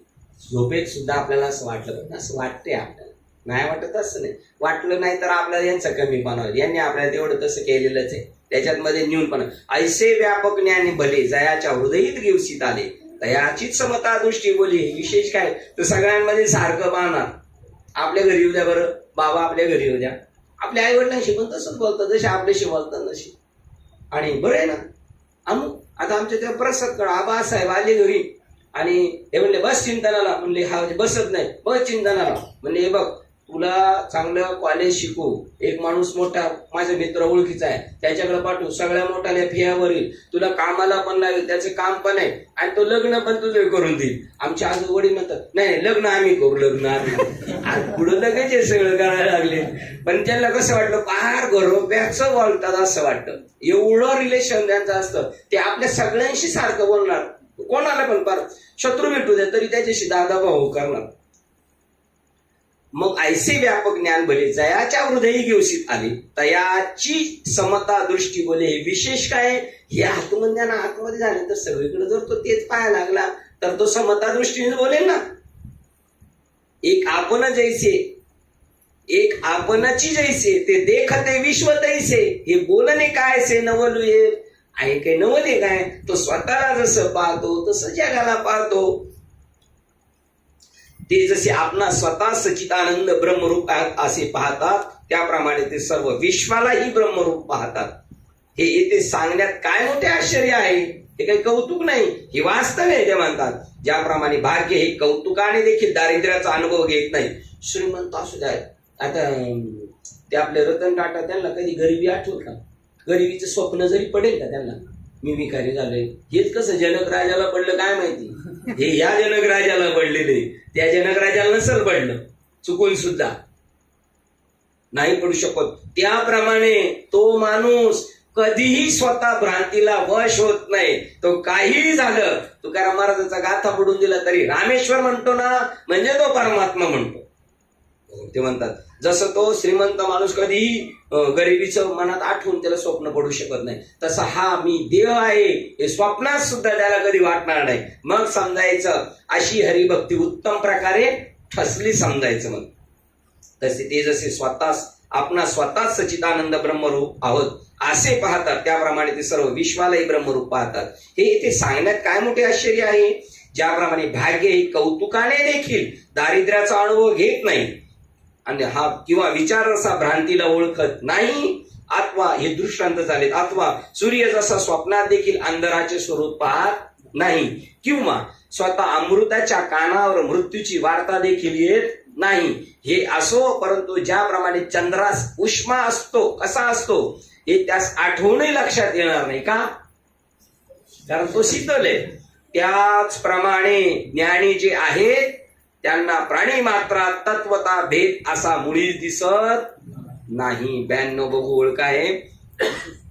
हे असो संतापू कैसा चंद्रून स्मरे जैसा भूती भेदू नेनती तैसा ज्ञानी आजो. ही ओळ आहे का? शाबास, बरं झालं. त्याच्या खालच्या पण आहेत बघा. श्लोक क्रमांक 18 वाजतोय. विद्या विनय यांनी संपन्न असलेल्या ब्राह्मणाच्या ठिकाणी बघा, गायीच्या मध्ये चांगला नम्र माणूस भेटला तिच्यामध्ये पण तोच त्या नम्र ब्राह्मणामध्ये सुद्धा पाहणार, आणि तापसी ब्राह्मणामध्ये सुद्धा तसाच पाहणार आहे काय. परत विद्या विनय यांनी संपन्न असलेल्या ब्राह्मणाच्या ठिकाणी 1, गायीमध्ये किंवा बैलामध्ये 2, हत्तीमध्ये 3, 4 कुत्र्यामध्ये 5, चांडाळामध्ये, आणि ब्रह्मज्ञानी ब्रह्मनिष्ठ समब्रह्म पाहणारे असतात. कोणामध्ये ते कोण सर्व प्राणी. म्हणून नामदेव महाराजांच्या मागे नामदेव महाराज कुत्र्याच्या मागे तुपाची वाटे घेऊन लागले. का? त्यांनी काय पाहिलं त्याच्यामध्ये. आणि नागबाबाला पण असं सांगितलं, तुम्ही प्रकृतीची गुण पाहत नका बसू. काय या ग्रंथाशी जो आदरीचे अथवा जो उपेक्षीचे किंवा केवळच जे निंदीचे तेही आम्हा ब्रह्ममूर्ती सद्गुरु रूपे. या ग्रंथाची वाहवा करणारा, निंदा करणारा, काय भावळटाचा बाजार काही जमत नाही म्हणून करतात असंही म्हणणारा, तेही आम्हा ब्रह्ममूर्ती सद्गुरु रूपे. आमची ब्रह्ममूर्ती आहेत ते कोण, आम्हाला शिव्या देतात ते. हे जी शिकविले जनार्दनाने आम्हाला हे शिकवलं. आपले जनार्दन म्हणतात, काय बघता तुम्ही, समजतं का नाही हा काय करतोय, जरा याला धरा ना तुम्ही. हे जी शिकविले जनार्दने सर्वाभूती मजची पाहणे, प्रकृती गुणाची लक्षणे सर्वथा आपण न मानावी. प्रत्येकाची प्रकृती वेगळी, त्या प्रकृतीकडे नाही पाहायचं. त्या प्रकृतीच्या आत जर मोठी माणसं कधी कधी आपल्या पाया पडायला आले, आपण प्रवचनाला बसलो तर आपल्याला असं वाटतं नको. ते काय म्हणणार, आम्ही तुमच्या नाही पडत, तुमच्या आत जो आहे ना त्याच्या पाया पडतो. ते त्यालाच पाहतात, या उपाधी माझी. हे चिलट किंवा हा हत्ती, तसाच हा अंतेच हा ब्राह्मण, तसेच हा आपला मुलगा आणि हा पलीकडे असलेला परका, हा भेद त्यांच्यापाशी कोठून उरणार. किंवा ही गाय आणि हा कुत्रा, हा एक थोर श्रेष्ठ व एक हा लहान कनिष्ठ, अशा तऱ्हेचे द्वैत भावाचे स्वप्न अद्वैत बोधाच्या ठिकाणी जागृत असलेल्या पुरुषांना कोठून पडणार. कुठे जागा असेल, अद्वैत बोधाच्या ठिकाणी जो जागा असेल त्याला हे स्वप्न कुठून पडणार. जेथे अहंकार उरला असेल तेथेच भेदाची प्रतीती येते. काय, जर कोणाला भेद दिसत असेल तर त्याचं कारण सांगितलंय का. एखादा आपल्यातले जर भेद पाहत असेल एकमेकामध्ये तर का भेद उरलेला आहे. हा बोला, काय म्हणता मामी. हा, जेथे अहंकार उरला असेल तेथेच भेदाची प्रतीती येते. मी अहंकार म्हणजे काय, मी वेगळा आहे, मी माणूस आहे, मी अमुक आहे, असा जो अहंकार असेल तरच भेदाची. तो अहंकारात जर अगोदर सर्वतोपरी नाहीसा झाला तर आता भेद प्रतीती होणार कोणाला. का अहंकार गेला का म्हणे देव झाला, आणि अहंकारे नाडिले का म्हणे वाया गेले. कोणत्या अहंकाराने, पैशाच्या, दिसण्याच्या, शक्तीच्या. या अहंकाराला काय किंमत आहे. हा अहंकार संपणार एक दिवशी, पण हा अहंकार मेला तर मरत नाही आणि जगला तर जगू देत नाही. तो अहंकार यांनी देशोधडीला पाठवला. थांबूया आपण, वेळ झालेली. आजचा ग्रंथराज ज्ञानेश्वरी अध्याय 5वा आणि ओवी क्रमांक 75ला 95ला आपण थांबतोय. आज आपल्याला जो स्पीकर बॉक्स दिलेला आहे, आपल्याला गाडीत जाता येता धमाल करायला, आनंद लुटायला, खूप आनंद लुटतो आपण. शिट्ट्या मारतो. शंख असेल कोणाकडे तर घेऊन या. शंख, पिपाणी, काय बी असेल तर खंजिऱ्या, बँजोच्या ते आपल्याला असतं ना, बगुलच का, बगुल काय म्हणतात, बगुल वगैरे आपल्या शाळेत नव्हतं का. जेवढं काही साहित्य असेल ते झांजा घेऊन यायचं, चिमटा घेऊन यायचा, बाबाचा एखाद्या पळून झोपला असेल त्याचा, आहे की नाही. आणि तो आनंद लुटता यावा म्हणून हे बॉक्स आणलेलं आहे. आणि ह्या बॉक्सची किंमत 20,500 आहे. ती आपल्या सर्वांचे आदरणीय साहेब शांताराम ऐनवे साहेब त्यांनी तेवढं बिल देऊन टाकलेलं आहे सगळ्यांना आपल्याला आनंद लुटण्यासाठी. 20,500 रुपये. काय म्हणता, विनायक महाराज म्हणले साहेब सगळे नको आहे, तरी साहेब म्हणले मी सगळे देणार, काही न बोलता सगळे दिले त्यांनी पैसे. आणि त्यामुळं आपल्याला आनंद लुटायला गोकुळाष्टमीला जायचंय. ज्यांना यायचं असेल, टाळ वाजवता येत असेल त्यांना, कीर्तनात असं नाचता येत असेल त्यांना, यायचं असेल त्यांनी नाव द्या. आणि मग ते नाचणाऱ्यांची आणि टाळ घेणाऱ्यांची लिस्ट झाली का, जागा उरली का, मग बसला पण आपण घेऊन जाऊया, आहे की नाही. झालेली सेवा हृदयस्थ सद्गुरू सच्चिदानंद श्रीपाद बाबा रामदास बाबा अधिष्ठान श्री ज्ञानेश्वरी संत मालिका तसेच तुम्हाला संत वृंदांच्या चरणावर सेवा समर्पित करून सेवेला इथे पूर्ण ग्राम देऊया. पुंडली श्री ज्ञानदेव पंढरीनाथ भगवान की जय. पौरी ज्ञानेश्वर महाराज की जय. जगद्गुरु संत तुकाराम महाराज की जय. शांती ब्रह्म एकनाथ महाराज की जय. सच्चिदानंद श्रीपाद भगवान की जय. सच्चिदानंद रामदास भगवान की जय. अवधूत चिंतन श्री गुरुदेव दत्त गोपाल कृष्ण भगवान की. बोलो रे भाई सर्व संतांनी की जय. गणपती बाप्पा आता विश्वात्मके देवी येणे मार्गेज्ञ दोषावे दोषोणी मर्यावे बसाय जाणे. जय काळांची व्यंकटी सांडो दया सत्कर्मी अति वाढो. भूता परस्परे जडो मैत्र जीवांचे दुरितांचे तिमिर जावो. विश्व स्वधर्म सूर्य पाहो जो जय वांचिल तो ते लाहो. प्राणी जात वर्ष सकळ मंडळी ईश्वर निष्ठांची मांद्याळी.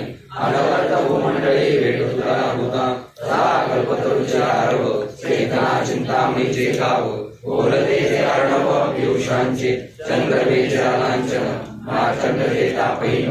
ते सर्वाई सदा सज्जन स्वैरे होतो किंबहुना सर्व सुखी.